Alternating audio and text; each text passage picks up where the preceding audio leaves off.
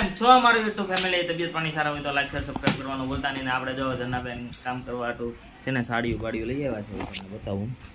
Like share અને subscribe આવી રીતે જ કામ કરતા રહો. વેકેશનમાં આવી રીતે કામ કરતા રહો અને વેકેશનમાં સ્ટડી બડી કરવી જરૂરી છે.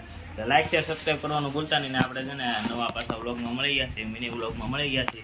તો લાઈક શેર સબસ્ક્રાઇબ કરવાનું ભૂલતા નહીં. અને જેને મારે હવે આપણે જો આપણે છે ને બહાર જવાનું છે, અને જો અત્યારે આપણે તબિયત પાણી સારા હોય તો લાઈક શેર સબસ્ક્રાઇબ કરી દેજો. ને અત્યારે છે ને વાતાવરણ છે ને કંઈક અલગ છે.